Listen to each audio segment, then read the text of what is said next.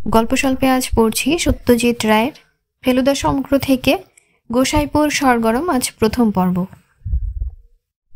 গোসাইপুরে আপনার চেনা একজনকে থাকেন না? রহস্য রোমাঞ্চ ঔপন্যাসিক জটায়ু ওরফে লালমোহন গাঙ্গুলিকে জিজ্ঞেস করল ফেলুদা। আমরা 3 মাস্কেটিয়ার্স ভিক্টোরিয়া মেমোরিয়াল দেখে হাঁটতে হাঁটতে একেবারে গঙ্গার ধারে পৌঁছে গেছি। প্রিন্সেপ ঘাটের কাছে যে গম্বুজওয়ালা ঘরটা আছে সেটার মধ্যে বসে চানাচুর আর গঙ্গার হাওয়া খাচ্ছি। সময় হচ্ছে বিকেল 5টা, তারিখ অক্টোবরের 13। আমাদের সামনেই জলের মধ্যে একটা বয়া ভাসছে, যেটার ব্যবহার কি সেটা লালমোহনবাবুকে বুঝিয়ে দিয়ে ফেলুদা প্রশ্ন করল।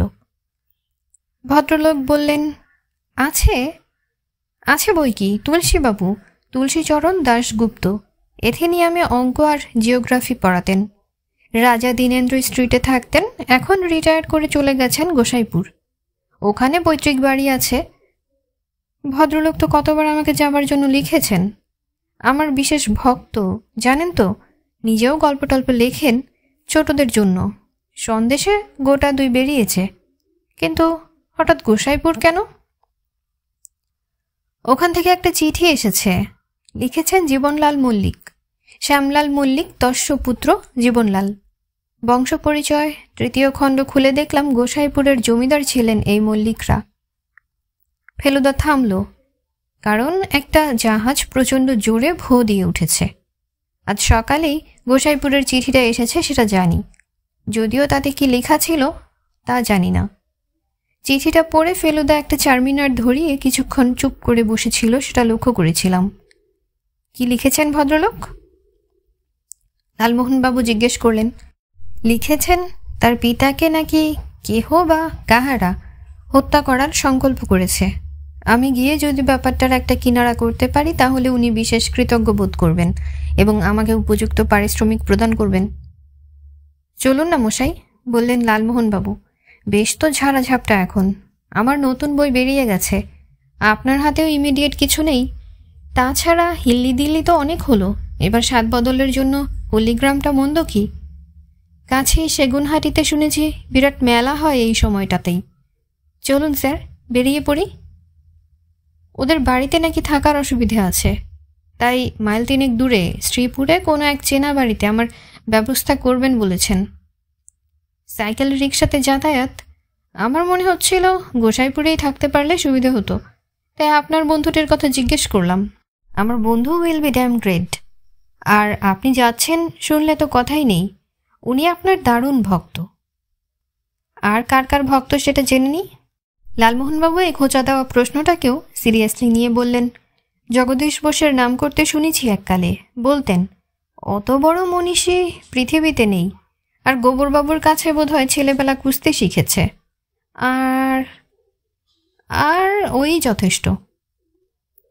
গোসাইপুর যেতে গেলে কাটায়া জংশন নেমে বাস ধরতে হয়। কাটায়া থেকে 7 মাইল, তার মানে বড়জোর আধা ঘন্টা। শ্যামলাল দস্যুপুত্র জীবনলালকে ফেলুদা লিখে দিয়েছিল আমরা আসছি বলে, আর বলেছিল গোসাইপুরেই আমাদের থাকার বন্দোবস্ত করতে। এদিকে তুলসীবাবু জটায়ুর চিঠি পাওয়া মাত্র উত্তর দেন। শুধু যে খুশি হয়েছেন তা নয়, লিখেছেন গোসাইপুর সাহিত্য সংঘ ফেলুদা আর লালমোহনবাবুকে একটা জয়েন্ট সংবর্ধনা দেবার আয়োজন করতে চায়। লালমোহনবাবুর একেবারেই আপত্তি ছিল না, কিন্তু ফেলুদা কথাটা শুনেই চোখ রাঙিয়ে বলল, দেশে ক্রাইম বন্ধ হয়ে গেলে গোয়েন্দাদের হাড়ি চড়ে না। কি অবস্থায় কাজ করছে সেটা বুঝতে পারছেন। এতে আমার সংবর্ধনার কি আছে মশাই? আর বলে দিন আমার পরিচয়টা দয়া করে যেন গোপন রাখেন, নইলে তদন্তের 12টা বেজে যাবে। লালমোহনবাবুকে বাধ্য হয়েই আদেশ পালন করতে হলো। তবে এটাও লিখলেন যে সংবর্ধনা নিতে ওর নিজের কোনো বাধা নেই। এই অনুষ্ঠানের কথা ভেবেই বোধহয় উনি নীল সুতোয় চিকনের কাজ করা একটা মলমলের পাঞ্জাবি সঙ্গে নিলেন। তুলসীবাবু জানিয়ে রেখেছিলেন যে গোসাইপুর গ্রামে ঢোকবার মুখে যোগেশের মুদির দোকানে তিনি আমাদের জন্য অপেক্ষা করবেন। সেখান থেকে তার বাড়ি 10 মিনিটের হাঁটা পথ। কাটোয়া থেকে বাস ধরে গোসাইপুর যাবার পথে একটা পালকি দেখে বেশ অবাক লাগলো। ফেলুদা আর লালমোহনবাবুও দেখলাম ঘাড় ফিরিয়ে কিছুক্ষণ দেখলো পালকিটাকে। কোন সেঞ্চুরিতে এসে পড়লাম মশাই, বললেন লালমোহনবাবু। গোসাইপুরে বিজলি পৌঁছেছে তো? এতটা অজপাড়াগা বলে তো আমার ধারণা ছিল না।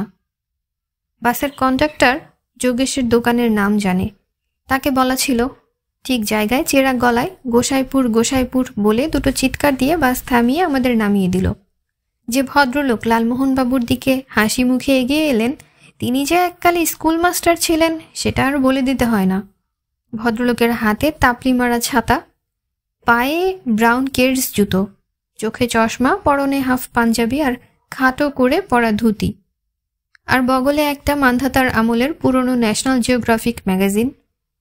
ফেলুদার সঙ্গে পরিচয় করিয়ে দিতে ভদ্রলোক হেসে চোখ টিপে বললেন, আপনার আদেশ পালন করেছি, কোনো চিন্তা নেই। আপনি হলেন ট্যুরিস্ট, হোল লাইফ কানাডায় কাটিয়েছেন, দেশে ফিরে পাড়াগা দেখার শখ হয়েছে। ভাবলুম আপনি যদি তদন্তের ব্যাপারেই এসে থাকেন তাহলে তল্লাশির জন্য এখানে সেখানে ঘাপটি মারতে হতে পারে, কাজেই সেফ সাইডে থাকা ভালো। ট্যুরিস্টদের উগ্র কৌতূহল থাকে সেটা সকলেই জানে। আপনার বাড়িতে ক্যানাডা সম্বন্ধে তথ্যওয়ালা বই আছে আশা করি? ফেলুদা হেসে বলল, কোনো চিন্তা নেই। আবার বললেন তুলসীবাবু। তারপর লালমোহনবাবুর দিকে ফিরে বললেন, আর গাঙ্গুলি ভাইয়া, তোমাকে কিন্তু একটু ঝক্কি পোয়াতে হচ্ছে। তরশু অর্থাৎ শুক্রবার আমাদের নিউ প্রাইমারি স্কুলে একটা ফাংশন অ্যারেঞ্জ করেছি।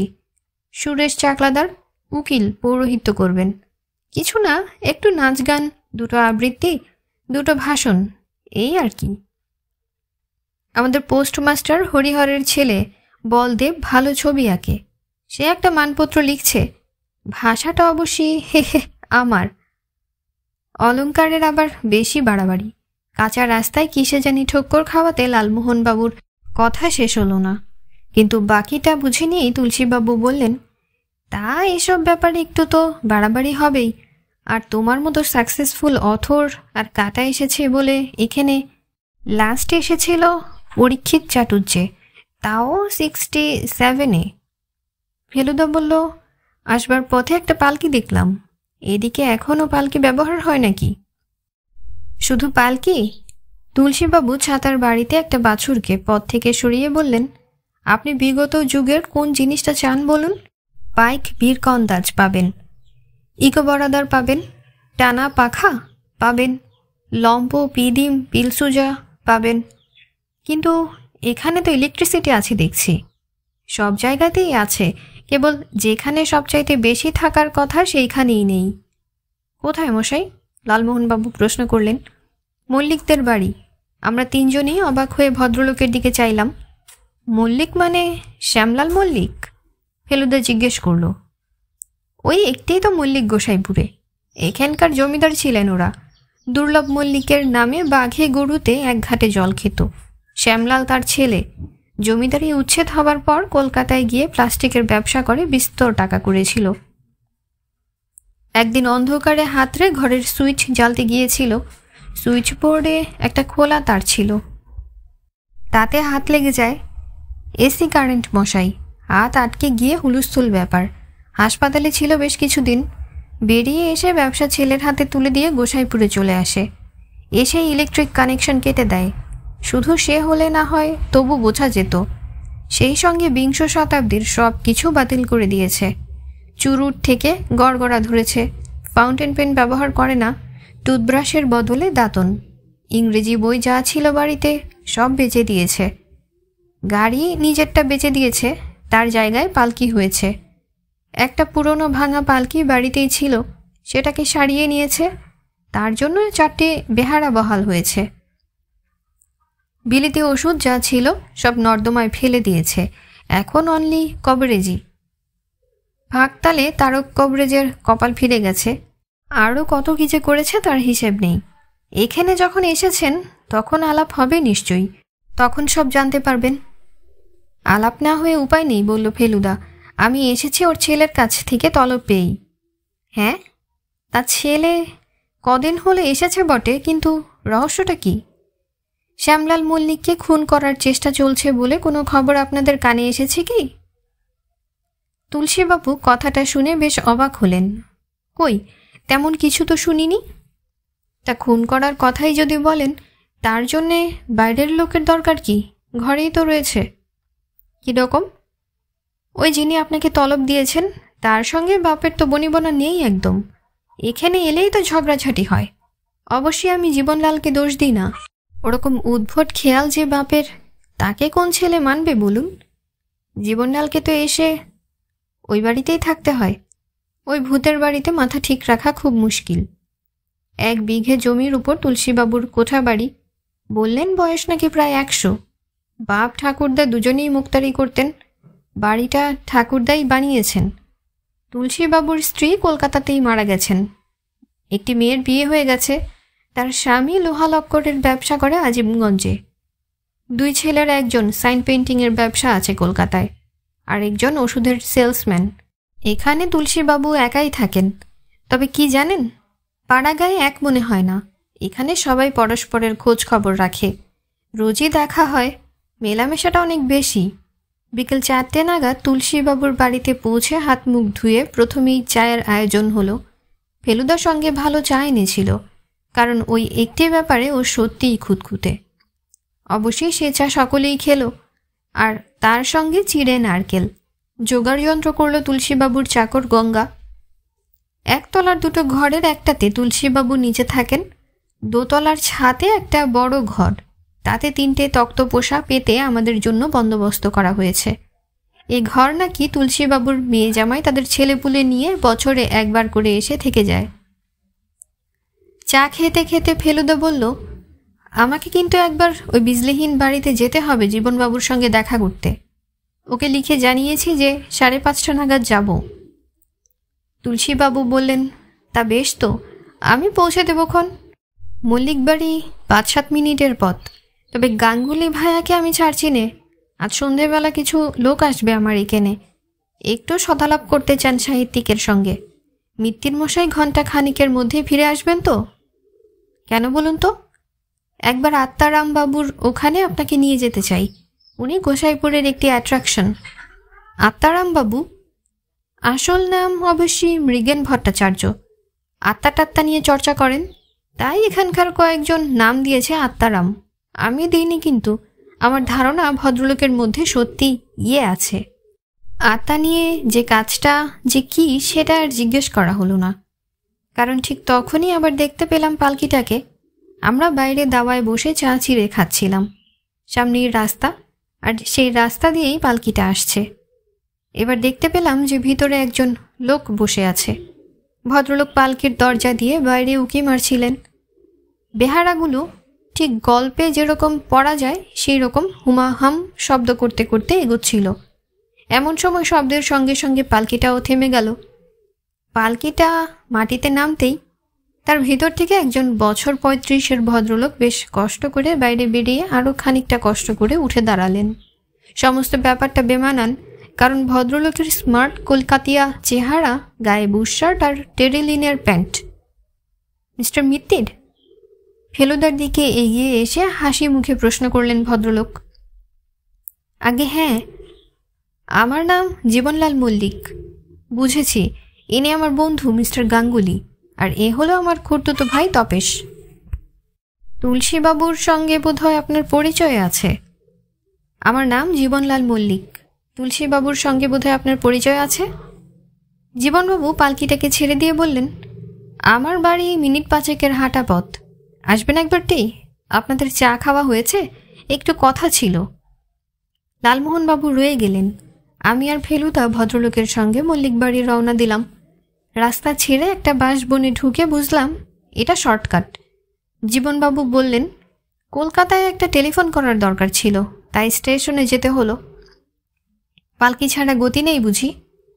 জীবনবাবু ফেলুদার দিকে আর চোখে চেয়ে বললেন, আপনাকে তুলসীবাবু বলেছেন বুঝতে পারছি। হ্যাঁ, বলছিলেন ইলেকট্রিক শকের পরিণাম। পরিণামটা গোড়ায় এত ভয়াবহ ছিল না, আক্রোশটা ছিল শুধু ইলেকট্রিসিটির বিরুদ্ধে। এখন কি দাঁড়িয়েছে সেটা আমাদের বাড়ি গেলেই বুঝতে পারবেন। আপনি এখানে প্রায়ই আসেন? 2 মাসে একবার। আমাদের একটা ব্যবসা আছে, সেটা এখন আমাকেই দেখতে হয়, সে নিয়ে কথা বলতেই আসি। তাহলে ব্যবসায় এখনও ইন্টারেস্ট আছে আপনার বাবার? মোটেই না, কিন্তু আমি সেটা চাই না। আমি আপ্রাণ চেষ্টা করে চলেছি যাতে উনি আবার স্বাভাবিক অবস্থায় ফিরে আসেন। কোনো আশা দেখছেন কি? এখনও না। মল্লিক বাড়িও যে অনেক দিনের পুরনো সেটা বলে দিতে হয় না। তবে মেরামতের দরুন বাড়িটাকে আর পুরো বলা চলে না। প্রাসাদ না হলেও অট্টালিকা নিশ্চয়ই বলা চলে এ বাড়িকে। ফটক দিয়ে ঢুকে ডাইনে একটা বাঁধানো পুকুর, বাড়ির দুপাশের ফাঁক দিয়ে পিছনে গাছপালা দেখে মনে হয় ওদিকে একটা বাগান রয়েছে। পাঁচিলটা মেরামত হয়নি, তাই এখানে ওখানে ফাটল ধরেছে, কয়েক জায়গায় আবার দেয়াল ভেঙেও পড়েছে। ফটকে একজন দারোয়ান দেখলাম, যার হাতে সরকি আর ঢাল দেখে মনে হলো কোনো ঐতিহাসিক নাটকে নামার জন্য তৈরি হয়েছে। সদর দরজার পাশেই ঠিক ওই রকমই হাস্যকর পোশাক পরা একজন বীরকন্দাজ জীবনবাবুকে দেখে এক পেল্লায় সেলাম ঠুকল। এই থমথমে পরিবেশেও এই ধরনের সব অবিশ্বাস্য ব্যাপার দেখে হাসি পাচ্ছিল। আমরা একতলাতেই বৈঠকখানায় ভরাসের উপর বসলাম। ঘরে চেয়ার নেই, দেওয়ালে যা ছবি আছে সবই দেবদেবীর, না হয় পৌরাণিক ঘটনার। দেয়ালের আলমারির একটা তাকে গোটা 10 বাংলা বই দেখলাম, বাকি তাকগুলো মনে হলো খালি। আপনাদের পাখা লাগবে কি? তাহলে দাশুকে লাগিয়ে দিই। এতক্ষণ লক্ষ্য করিনি, এবার দেখলাম মাথার উপর ঝালরওয়ালা ডবল মাদুর একটা কাঠের ডান্ডা থেকে ঝুলছে, আর ডান্ডা ঝুলছে সিলিংয়ের দুটো আংটা থেকে। ডান্ডা থেকে দড়ি বেরিয়ে বার্থ দিকের একটা দরজার উপর দেওয়াল ফুঁড়ে বারান্দায় চলে গেছে। এই হলো টানা পাখা, যেটা টানা হয় বারান্দা থেকে আর হাওয়া হয় ঘরে। অক্টোবর মাস, সন্ধে হয়ে এসেছে, তাই গরম নেই, পাখার আর দরকার হলো না। এটা কি জানেন? জীবনবাবু আলমারিটা খুলে তার থেকে একটা গামছা টাইপের 4 কোনা কাপড় বার করে ফেলুদাকে দেখালেন। সেটার বিশেষত্ব এই যে তার এক কোণে গেরো দিয়ে বাঁধা রয়েছে একটা পাথরের টুকরো। গামছাটা হাতে নিয়ে ফেলুদার ভুরু কুঁচকে গেল। সে পাথরের উল্টো দিকের কোণটা হাতে নিয়ে গামছাটাকে বারবার শূন্যে ঘুরিয়ে বলল, তোকসে উঠে দাঁড়াতো। আমি দাঁড়ালাম, আর সেই সঙ্গে ফেলুদাও দাঁড়ালো, আমার থেকে হাতখানেক দূরে। তারপর গামছা হাওয়ায় ঘুরিয়ে হাতে ধরা অবস্থাতেই জাল ফেলার মতো করে আমার দিকে ছুঁড়ে দিল, আর সঙ্গে সঙ্গে পাথরের দিকটা আমার গলায় পেঁচিয়ে গেল। ঠগি, আমি বলে উঠলাম। ফেলুদাই বলেছিল এককালে আমাদের দেশে ঠগিদের দস্যুগিরির কথা। তারা ঠিক এইভাবে পথচারীদের গলায় ফাঁস দিয়ে হ্যাচকা টানে তাদের খুন করে সর্বস্ব লুট করে নিত। ফেলুদা অবশ্যই গামছা ধরে টান দেয়নি, সে তক্ষুনি প্যাচ খুলে নিয়ে ফরাসে বসে বলল, এই জিনিস আপনি কোথায় পেলেন? মাঝরাত্রিরে বাবার ঘরের জানালা দিয়ে ছুঁড়ে ফেলেছিল কেউ। কবে? আমি আসার কয়েকদিন আগে। এত পাহারা সত্ত্বেও এটা হয় কি করে? পাহারা? জীবনবাবু হেসে উঠলেন। পাহারা তো শুধু পোশাকের বাহারে মশাই। মানুষগুলো তো সব গেও ভূত, কুড়ের হৃদ, আর তারাও তো বুঝতে পারে বাবুর ভীমরতি ধরেছে। কাজ যা করে সে তো শুধু নামকা ওয়াস্তে, নেহাত বাড়িতে ডাকাত পড়েনি। তাই নইলে বোঝা যেত কার দৌড় কত দূর। এ বাড়িতে আর কে কে থাকেন জানতে পারি কি? বাবা ছাড়া আর আছেন আমার বিধবা ঠাকুমা, তিনি প্রাচীন আমলের লোক, তাই দিব্যি আছেন। তাছাড়া আছেন ভোলানাথ বাবু, একে বাজার সরকার বলতে পারেন, ম্যানেজার বলতে পারেন। বাবার 5 ফরমাস খাটা, দেখাশোনা করা সব ইনিই করেন। বাবার অসুখ বিসুখ হলে কবিরাজ ডাকতে হয়, সেটিও ইনিই করেন। কোনো কাজে শহরে যাবার দরকার হলেও ইনিই যান, ব্যাস, এছাড়া আর কেউ নেই। অবশ্যই চাকর আছে, একটি রান্নার লোক, 2টি দারোয়ান, একটি এমনি চাকর, এর বাড়িতেই থাকে। পালকির লোক আর পাংখাওয়ালা কাছেই গ্রাম থেকে আসে। এই ভোলানাথবাবু কোথাকার লোক? কদিন আছেন? উনি এই গ্রামেরই লোক, আমাদের প্রজা ছিলেন। বাপ ঠাকুরদা চাষবাস করত।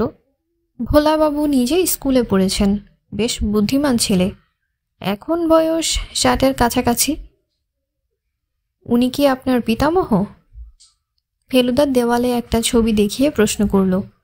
বিরাট এক জোড়া পাকানো গোঁফ নিয়ে এক জমিদার বাঁ হাত শ্বেত পাথরের টেবিলের উপর রেখে ডান হাতে একটা রূপোয় বাঁধানো লাঠি ধরে চেয়ারে বসে আছেন। দেখলেই মনে হয় যাকে বলে দোর্দণ্ড প্রতাপ। হ্যাঁ, উনি দুর্লভ সিংহ, যার নামে বাঘে গরুতে একঘাটে জল খেত। জীবনবাবু হেসে উঠলেন। বাঘ অবশ্যই এককালে থাকলেও ঠাকুরদার আমলে ছিল না, তবে হ্যাঁ, ডাক সাইটে জমিদার ছিলেন ঠিকই, এবং শেমফুলি অত্যাচারী। একজন চাকর একটা ট্রেতে করে একটা পেয়ালা আর দুটো গেলাসে কি যেন নিয়ে এলো। তাহলে চায়ের পাট উঠিয়ে দেননি আপনার বাবা? আলবৎ দিয়েছেন। এটা অবশ্যই চা না, কফি। আমার নিজের একটি কাপ এবং একটি নেসক্যাফে আমি সঙ্গে করে নিয়ে আসি। সকাল সন্ধে একতলায় বসে খাই, তাই আপনাদের জন্য গেলাস। কিছু মনে করবেন না। মনে করব কেন? এ তো খাঁটি মাদ্রাজি সিস্টেম। কমলা বিকাশে এইভাবে কাঁসার পাত্রে খেয়েছি। কফি। দোতলা থেকে মাঝে মাঝেই একটা খটাস খটাস শব্দ পাচ্ছিলাম। সেটা যে কিসের শব্দ সেটা ফেলুদার প্রশ্ন থেকে বুঝতে পারলাম। আপনার বাবা বুঝি খড়ম ব্যবহার করেন? জীবনবাবু একটু হেসে বললেন, সেটাই স্বাভাবিক নয় কি? এই ঠগির গামছা ছাড়া আর কি থেকে আপনার ধারণা হলো যে আপনার বাবার জীবন বিপন্ন? জীবনবাবু এবার তার পকেট থেকে একটা কাগজ বার করে ফেলুদাকে দিলেন। তাতে গোটা গোটা পেন্সিলের অক্ষরে লেখা, তোমার পূর্বপুরুষের পাপের প্রায়শ্চিত্ত স্বরূপ তোমার প্রাণদণ্ডের আদেশ হইল, অতএব প্রস্তুত থাকো। এটা এসেছে 5ই অক্টোবর, আমি আসার আগের দিন। পোস্ট করা হয়েছিল কাটায়া থেকে। এখান থেকে যে কেউ গিয়ে ফেলে আসতে পারে ডাকে। কিছু মনে করবেন না। পূর্বপুরুষের পাপটা কি সে ব্যাপারে কিছু আলোকপাত করতে পারলে সুবিধে হতো। বুঝতেই তো পারছেন, বললেন জীবনবাবু, একটা জমিদার বংশের ইতিহাসে অন্যায়ের তো কত রকম দৃষ্টান্ত থাকতে পারে। কোন পাপের কথা বলছে সেটা কি করে বলি বলুন? আমার ঠাকুর দাদা দুর্লভ মল্লিকই তো কত রকম অত্যাচার করেছেন প্রজাদের উপর। এটা পেয়ে পুলিশে খবর দিলেন না কেন? দুটো কারণে, একটু ভেবে বললেন জীবনবাবু। এক, এখানে আপনাকে কেউ চিনবে না, তাই যে লোক হুমকি দিচ্ছে সে সাবধানতা অবলম্বন করার তাগিদ অতটা অনুভব করবে না। 2, পুলিশ এলে প্রথমে আমাকে সন্দেহ করবে। আমরা দুজনে জিজ্ঞাসু দৃষ্টিতে চাইলাম ভদ্রলোকের দিকে। জীবনবাবু বলে চললেন, বাবার এই অদ্ভুত পরিবর্তনের পর থেকে আমার সঙ্গে তার আর বনিবনা নেই। আমরা শহুরে মানুষ, বিজ্ঞানের অবদানগুলো অত সহজে বর্জন করা আমাদের চলে না মশাই। এটা ঠিক যে ইলেকট্রিক শকের ফলে বাবা মানসিক শকও পেয়েছিলেন, সাংঘাতিক। ঘটনাটা ঘটে 5 বছর আগে। আমি আর বাবা আপিস থেকে ফিরে একসঙ্গে বৈঠকখানায় ঢুকি। অন্ধকারে বাতি জ্বালাতে গিয়ে সুইচ বোর্ডে একটা খোলা তারে বাবার হাত আটকে যায়। বাইরেই ছিল মেন সুইচ। আমি দৌড়ে গিয়ে 5 সেকেন্ডের মধ্যে অফ করি। তবু কেন জানি বাবার ধারণা হয় যে আমি ব্যাপারটা আরও তাড়াতাড়ি করতে পারতাম। সে তখন থেকেই। যাই হোক, এখানে এলেই কথা কাটাকাটি হয়। একবার তো রেগে গিয়ে একটা জ্বলন্ত কেরোসিনের ল্যাম্প ছুঁড়ে ফেলে দিই। তার ফলে ফরাসে আগুন টাগুন ধরে হুলুস্থুল ব্যাপার। পাড়াগাতে খবরটা রটে যায়। তারপর থেকে সবাই জানে শ্যাম মল্লিকের সঙ্গে তার ছেলের সাপে নেউলে সম্পর্ক। কাজেই বুঝতে পারছেন কেন পুলিশ ডাকিনি। অবশ্যই আপনাকে ডাকার আরেকটা কারণ হলো আপনার খ্যাতি। আর আমার বিশ্বাস একজন আধুনিক শহুরে লোক সমস্যাটা আরও ভালো বুঝতে পারবে। নেসক্যাফে শেষ হবার আগেই ঘরে ল্যাম্প চলে এসেছে। ওপরে পাঁচালিও বন্ধ হয়েছে। জীবনবাবু বললেন, আপনি বাবার সঙ্গে কি একবার দেখা করতে চান? সেটা হলে মন্দ হতো না। সামান্য কাটা ল্যাম্প লণ্ঠনের আলোয় এত বড় বাড়ির অনেকখানি যে অন্ধকার থেকে যাবে তাতে আর আশ্চর্য কি। সিঁড়ি দিয়ে ওঠার সময় জীবনবাবু পকেট থেকে ছোট্ট একটা টর্চ বার করে জেলে বললেন, এটাও লুকিয়ে আনা। শ্যামলাল মল্লিক তার নিজের ঘরে ফরাসে বসে তাকিয়ায় ঠেস দিয়ে গড়গড়ার নল হাতে নিয়ে বসে আছেন। জীবনবাবু আর নিচের ছবির দুর্লভবাবু, এই দুজনের সঙ্গেই ভদ্রলোকের চেহারার মিল আছে। হয়তো এই চেহারাই দুর্লভ সিংহের গোঁফ জুড়ে দিলে একেও ডাক সাইটে বলে মনে হয়। এই অবস্থায় দেখে ভয় করে না, যদিও কথা বললে গলার গভীর স্বরে মনে হয় রাগালে ভয়ঙ্কর হতে পারে। আপনি এবার আসুন, গভীর গলায় বললেন শ্যামলাল বাবু। যাকে কথাটা বলা হলো তিনি ফরাসের এক কোণে বসেছিলেন। জীবনবাবু তাকে কবিরাজ তারক চক্রবর্তী বলে পরিচয় করিয়ে দিলেন। রোগ ডিগডিগে চেহারা, ঘন ভুরুর নিচে নাকের উপর পুরো কাচের চশমা, নাকের নিচে একজোড়া পুরো গোঁফ। তারক চক্রবর্তী নমস্কার করে ঘর থেকে বেরিয়ে গেলেন। গোয়েন্দা দিয়ে কি হবে? শ্যামলাল মল্লিক ফেলুদার পরিচয় পেয়ে বিরক্তভাবে প্রশ্ন করলেন। এই চক্রান্তের কিনারা গোয়েন্দার কম্য নয়।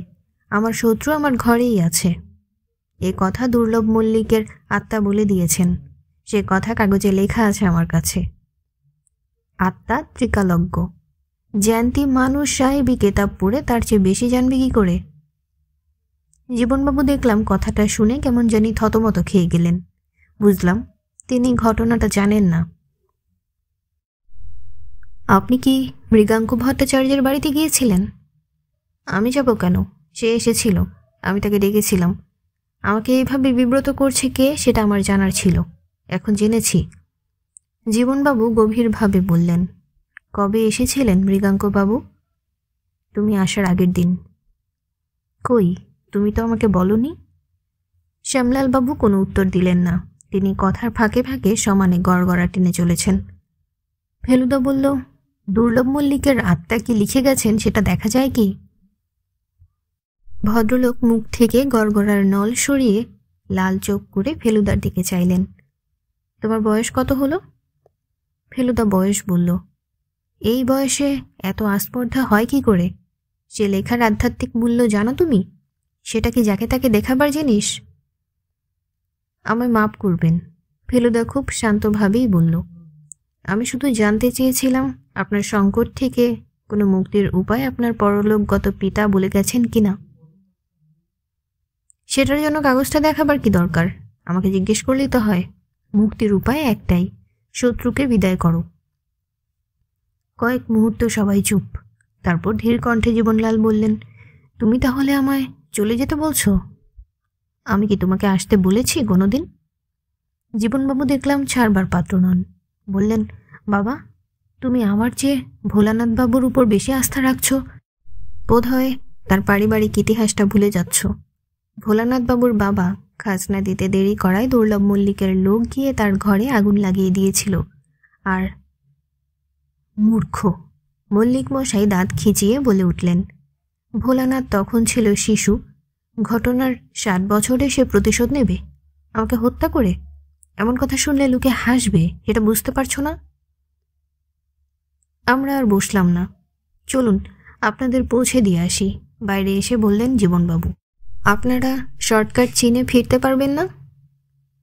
ফটক থেকে বেরিয়ে এসে ভদ্রলোক বললেন, আপনাকে ডেকে এনে আমি ঝামেলার মধ্যে ফেলতে চাইনি।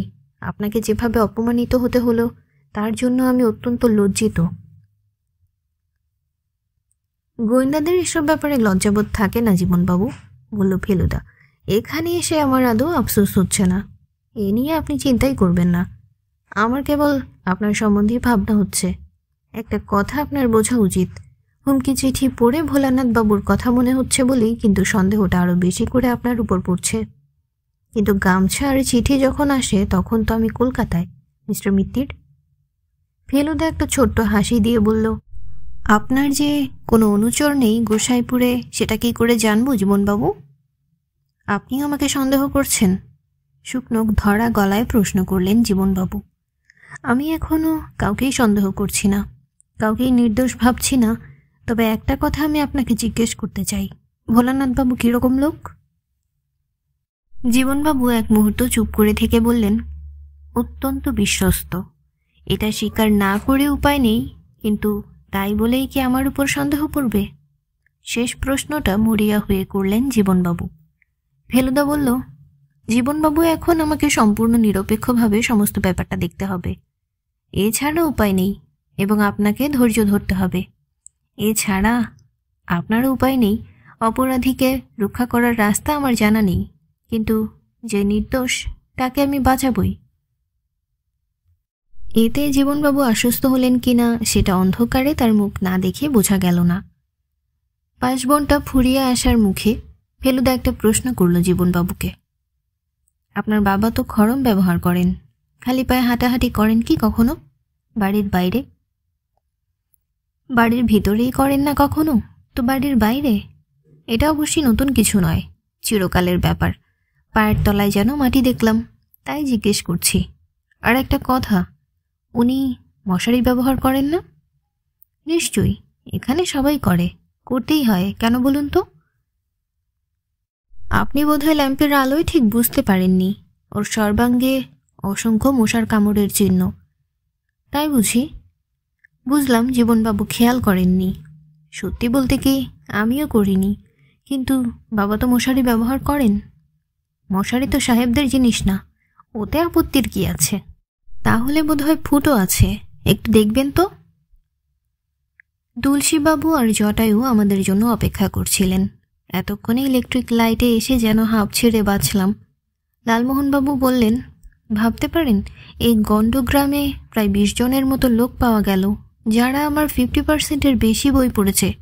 অবশ্যই সবাই যে কিনে পড়েছে তা নয়, 65% স্কুলের লাইব্রেরি থেকে নিয়ে পড়েছে। যারা কিনেছে তারা এসে বইয়ে সই নিয়ে গেল। তুলসীবাবু ফেলুদাকে বললেন, আপনার অপেক্ষাতেই বসে আছি, একবার আত্মারামের দর্শনটা করে নিন। বাদরে কালি না হয় কাল দেখা যাবে। সেটা আবার কি? গোসাইপুরের আরেকটি অ্যাট্রাকশন। আপনারা যে বাসবন দিয়ে এলেন তারই ভেতরে একটি 200 বছরের পুরনো পোড়া মন্দির। বিগ্রহ নেই, বহুদিন থেকেই বাদুরের বাসা হয়ে পড়ে আছে। এককালে খুব চাকের মন্দির ছিল। ভালো কথা। আপনার এই আত্মারাম বাবুটি এই গায়েরই লোক? না, তবে রয়েছেন এখানে অনেক দিন। বছর 2 হলেও ভদ্রলোকের এই ক্ষমতা প্রকাশ পায়। তাছাড়া জ্যোতিষও জানেন, খুব নামডাক। কলকাতা থেকে এসে লোক হাতটা দেখিয়ে যায়। পয়সা নেন? তা হয়তো নেন, কিন্তু এখানের কারোর কাছ থেকে কোনোদিন কিছু নিয়েছে বলে শুনিনি। আত্মা নামান সোম আর শুক্রে, আজ শুধু দর্শনটা করিয়ে আনব। ফেলুদা দর্শনের ব্যাপারে দেখলাম কোনো আপত্তি করল না, কারণ পরিষ্কার সে বুঝেছে মৃগেন ভট্টাচার্য এখন তদন্তের সঙ্গে জড়িয়ে গেছে। আমরা বেরিয়ে পড়লাম। বাইরে গাছপালার ফাঁক দিয়ে এবাড়ি ওবাড়ির বিজলি আলো দেখা গেলেও অন্ধকারটা বেশ জমজমাট। চাঁদ এখনও ওঠেনি। বিপ্ন বিষ্ণু, প্যাটশেয়াল সব মিলিয়ে মনে হচ্ছিল এখানে শ্যাম মল্লিকের পালকি আর কেরোসিন ল্যাম্পই মানায় বেশি। লালমোহনবাবু বললেন, এর চেয়ে রহস্যময় আর রোমাঞ্চকর পরিবেশ তিনি আর দেখেননি। বললেন, যে উপন্যাসটার ছক কেটেছি সেটা গুয়াটেমালায় ফেলবো ভাবছিলুম, এখন দেখছি গোসাইপুরেই প্রেফারেবল। তাও তো ঠগির ফাঁসটা দেখেননি, তাহলে বুঝতেন রোমাঞ্চ কাকে বলে। সে কি ব্যাপার মশাই? ফেলুদার সংক্ষেপে ঘটনাটা বলল, হুমকি চিঠির কথাটাও বলল। তুলসীবাবু মন্তব্য করলেন, মৃগেন ভট্টাচার্য যদি আত্মা আনিয়ে ওই কথাই বলে থাকে যে মল্লিক বাড়িতেই রয়েছেন শ্যাম মল্লিকের শত্রু, তাহলে সেটা মানতেই হবে। আপনার সারা গা চষে বেড়ানোর দরকার নেই। আমি মনে মনে বললাম, তুলসীবাবুর ভক্তির পাত্রের মধ্যে আরেকজন লোক পাওয়া গেল, আত্মারাম মৃগেন ভট্টাচার্য। মৃগেনবাবুর বাড়িতেও দেখলাম ইলেকট্রিসিটি নেই। বোধহয় আবছা আলোয় আত্মা সহজে নামে তাই। ভদ্রলোকের চেহারাটা বেশ চোখে পড়ার মতো। দেখে বয়স বোঝার উপায় নেই। পাতলা চুলে পাক ধরেনি, যদিও চোখের কোলে আর থুতনির নিচে চামড়া কুচকে গেছে। নাক, চোখ, কপাল, পাতলা ঠোঁট, গায়ের রং সবই একেবারে কাশির টালের পণ্ডিতের মতো, মানে যাকে বলে মার্কা মারা বামুন। পায়ের গুলি দেখে মনে হলো ভদ্রলোক এখন না হলেও এককালে প্রচুর হেঁটেছেন। বিজলি না থাকলেও এখানে চেয়ার টেবিলের অভাব নেই। ভট্টাচার্য মশাই নিজে তক্তপোষে বসে আছেন। সামনে 3টি টিনের আর একটা কাঠের চেয়ার ছাড়া দুপাশে 2টো বেঞ্চ রয়েছে। ডান দিকের বেঞ্চিতে একজন বছর 25-এর ছেলে বসে একটা পুরনো পাঁচির পাতা উল্টাচ্ছে। পরে জেনেছিলাম ও মৃগেন বাবুর ভাগ্নে নিত্যানন্দ। আত্মা নামানোর ব্যাপারে মামাকে সাহায্য করে। তুলসীবাবু ভট্টাচার্য মশাইকে টিপ করে একটা প্রণাম করে আমাদের দিকে দেখিয়ে বললেন, কলকাতা থেকে এলেন এরা, আমার বন্ধু, নিয়ে এলাম আপনার কাছে। গোসাইপুর কাকে নিয়ে গর্ব করব সেটা এদের জানা উচিত নয় কি? মৃগাঙ্কবাবু ঘাড় তুলে আমাদের দেখে চেয়ারের দিকে দেখিয়ে দিলেন। আমরা 3 জনে বসলাম। তুলসীবাবু দাঁড়িয়ে রইলেন। মৃগাঙ্কবাবু হঠাৎ টান হয়ে পদ্মাসন করে বসে মিনিট খানেক চোখ বুজে চুপ করে রইলেন। তারপর সেই অবস্থাতেই বললেন, সন্ধ্যা শশী বন্ধুটি কোনজন? আমরা সবাই চুপ। ফেলুদার চোখ কুচকে গেছে। লালমোহনবাবু বললেন, আগে ওই নামে তো কেউ। তুলসীবাবু ঠোঁটে আঙ্গুল দিয়ে তাকে থামিয়ে দিলেন। প্রদোষচন্দ্র মিত্র আমার নাম, হঠাৎ বলে উঠল ফেলুদা। সত্যিই তো, প্রদোষ মানে সন্ধ্যা, চন্দ্র হলো শশী, আর মিত্র হলো বন্ধু। ভট্টাচার্য মশাই চোখ খুলে ফেলুদার দিকে মুখ ঘোরালেন। তুলসীবাবু দেখি বেশ গর্ব গর্ব ভাব করে ফেলুদার দিকে চেয়ে আছেন। তুলসীচরণ, বুঝলে, বললেন ভট্টাচার্য মশাই, কিছুদিন পরে আর আত্মার প্রয়োজন হবে না। আমার নিজের মধ্যেই ক্রমে ত্রিকাল দর্শনের শক্তি জাগছে বলে অনুভব হচ্ছে। অবশ্যই আরও কয়েক বছর লাগবে।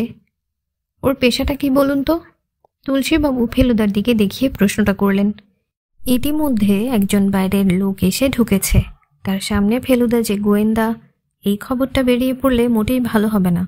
সেটা আর বলার দরকার নেই, বলল ফেলুদা। তুলসীবাবুও নিজের অসাবধানতার ব্যাপারটা বুঝে ফেলে জিভ কেটে কথা ঘুরিয়ে ফেললেন।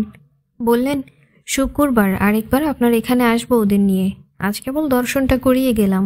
মৃগাঙ্কবাবুর চোখ এখনো ফেলুদার দিকে। একটু হেসে বললেন, সূক্ষ্ম শালশস্যের কাজে এসেছেন। আপনি এ কথা বললে আপনি ছাড়া আর কেউ বুঝবে কি? আপনি অকারণে বিচলিত হচ্ছেন। ভদ্রলোকের কাছ থেকে বিদায় নিয়ে বাইরে এসে ফেলুদা বলল, চতুর লোক, এর পসার জমবে না তো কার জমবে? সূক্ষ্ম শালশস্য কি মশাই? লালমোহনবাবু জিজ্ঞেস করলেন। সন্ধ্যা শশী বন্ধু তো, তাও অনেক কষ্টে বুঝলাম। তাও আপনি নিজের নামটা বললেন বলে। সূক্ষ্ম হলো অনু, শাল দস্ত, শা হলো শন, আর শস্য হলো ধান। তিনে মিলে অনুসন্ধান। লালমোহনবাবু ক্ল্যাপ দিয়ে বলে উঠলেন, লোকটা শুধু গণনা জানে না, হেয়ালিও জানে। আশ্চর্য।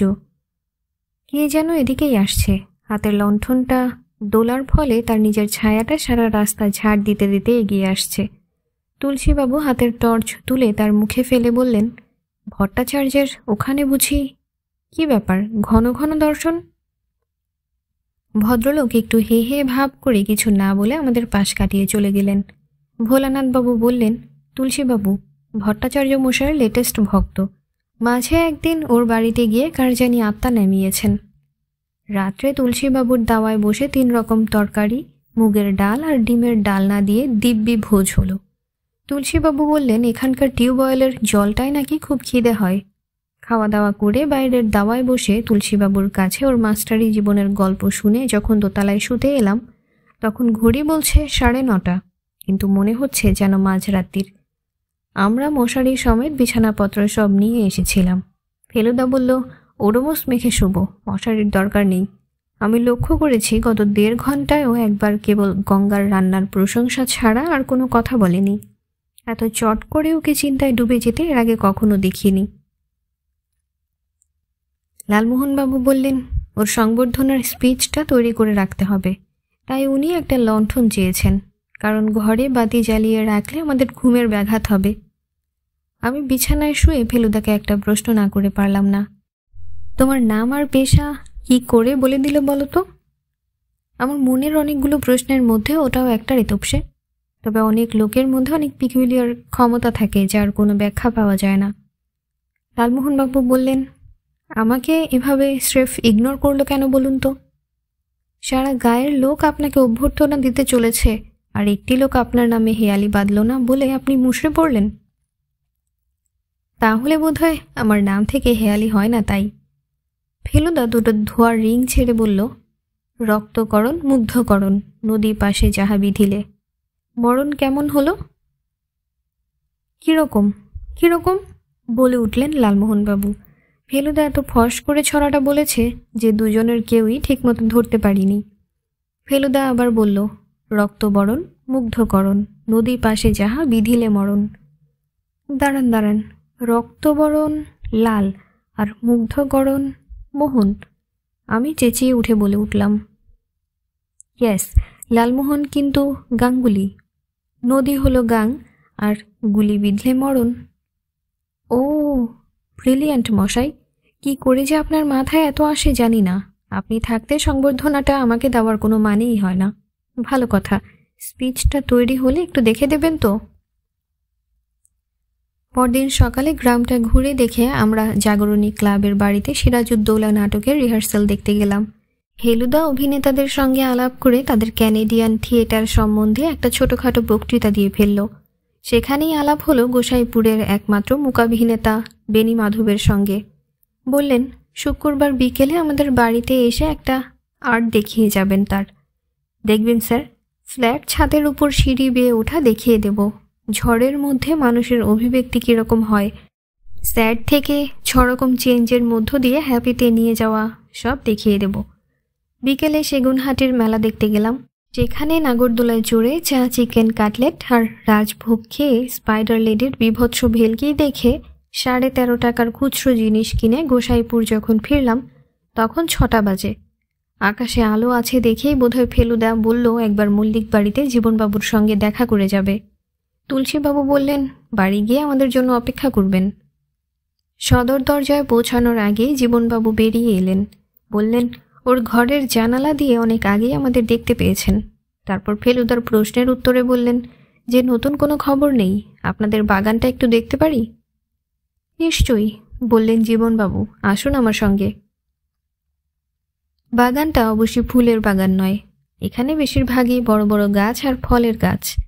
ফেলুদা ঘুরে ঘুরে কি দেখছে তা ওই জানে। একবার এক জায়গায় থেমে মাটিটার দিকে যেন একটু বেশিক্ষণ ধরে দেখল। এরই ফাঁকে আবার মল্লিক বাড়ির দোতলার পিছনের বারান্দা থেকে কে রে ওখানে বলে জীবনবাবুর ঠাকুমা চেঁচিয়ে উঠলেন। তাতে জীবনবাবুকে আবার উল্টে চেঁচিয়ে বলতে হলো, কেউ না ঠাকুমা, আমরা। ও তোরা, উত্তর দিলেন ঠাকুমা। আমি রোজই যেন দেখি কারা ঘুরঘুর করে ওখানে। আপনার ঠাকুমার দৃষ্টিশক্তি কেমন? জিজ্ঞেস করল ফেলুদা। খুবই কম, বললেন জীবনবাবু, এবং তার সঙ্গে মানানসই শ্রবণ শক্তি। বাগানে এমনিতে তেমন দেখাশোনা হয় না, ওই ভোলানাথ বাবুই যা দেখেন। রাত্রে লোক থাকে এদিকে। মাথা খারাপ, রাত্রে রাত জেগে বাগানে টহল দেবে এরা? সদর দরজায় তালা দেওয়া থাকে আশা করি। ওটা ভোলানাথ বাবুর ডিউটি, তবে আমি থাকলে আমি চাবি বন্ধ করি, চাবি আমার কাছেই থাকে। ভোলানাথ বাবুর সঙ্গে আলাপ হয়নি, তাকে একবার ডাকতে পারেন? ভোলানাথ বাবু দিনের আলোয় দেখে মনে হলো তিনি শহুরের লোকের মতো ধুতি শার্ট পরলেও তার চেহারায় এখনও অনেকখানি তার পূর্বপুরুষের ছাপ রয়ে গেছে। খালি গা করে মাঠে নিয়ে হাতে লাঙ্গল ধরিয়ে দিলে খুব বেমানান হবে না। আমরা বাড়ির সামনে বাঁধানো পুকুরের ঘাটে বসে কথা বললাম। বর্ষার জলে পুকুর প্রায় কানায় কানায় ভরে আছে, আর সারা পুকুর ছেয়ে আছে শালুকে। নবীন বলে একটি চাকরকে লেবুর শরবত আনতে বললেন জীবনবাবু। চারিদিক অদ্ভুত রকম নিস্তব্ধ, কেবল দূরে কোত্থেকে জানি চি চি করে শোনা যাচ্ছে ট্রানজিস্টারে গান। ওটা না হলে সত্যিই যেন মনে হতো আমরা কোনো আদিকালে ফিরে গেছি। মৃগাঙ্কবাবু আপনাদের বাড়িতে একবারই এসেছেন? ভোলানাথ বাবুকে জিজ্ঞেস করল ফেলুদা। সম্প্রতি একবারই এসেছেন। আমার আগেও এসেছেন কয়েকবার।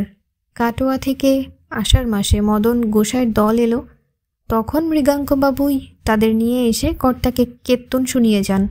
এমনিতেও বার কয়েক একা আসতে দেখেছি মনে হয়, কিন্তু একটা কুষ্ঠি ছুঁকে দেবার কথা বলেছিলেন। সে কুষ্ঠি হয়েছে? আগে তা বলতে পারবো না। এবার যে এলেন তার ব্যবস্থা কে করল?